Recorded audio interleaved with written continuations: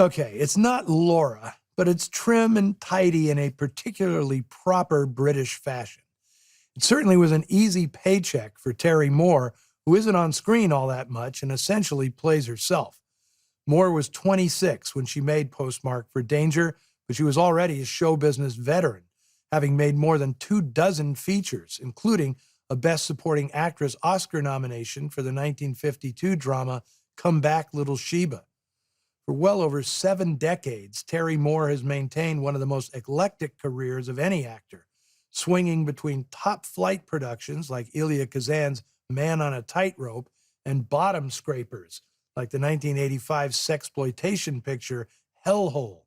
In 1953, she appeared on the cover of Life magazine, touted as Hollywood's sexiest tomboy.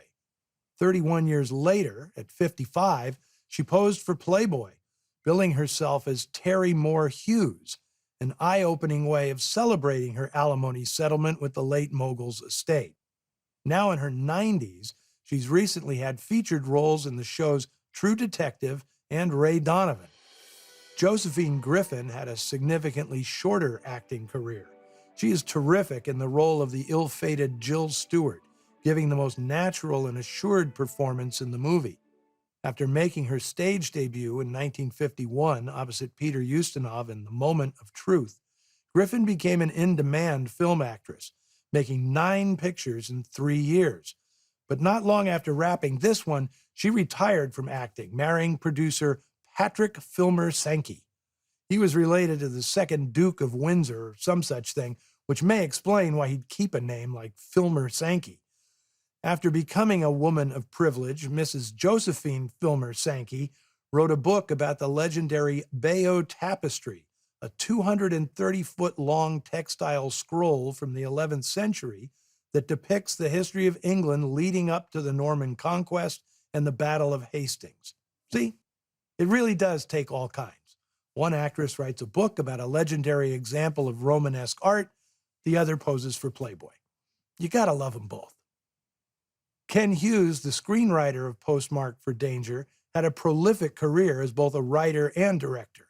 It peaked with his dream project, 1970's Cromwell, starring Richard Harris and Alec Guinness.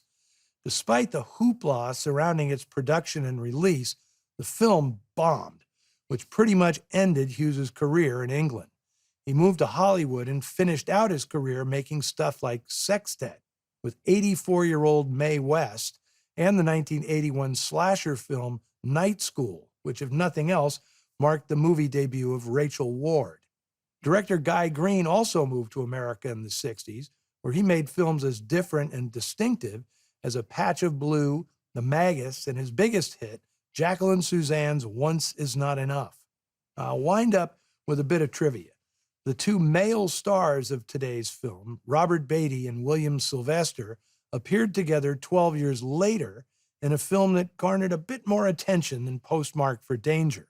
They played scientists sent to the moon to investigate the appearance of a strange monolith in Stanley Kubrick's 2001 A Space Odyssey. We'll be back on U.S. soil next week for a picture I've been eager to show ever since I got this gig. It's one of the signature films by the director I consider the finest maker of noir, Robert Siodmak. Victor Mature and Richard Conte co-star in the 1948 crime drama Cry of the City. It's the most operatic semi-documentary you will ever see. If you can't make it, at least send a postcard. Until next week, see you in the shadows.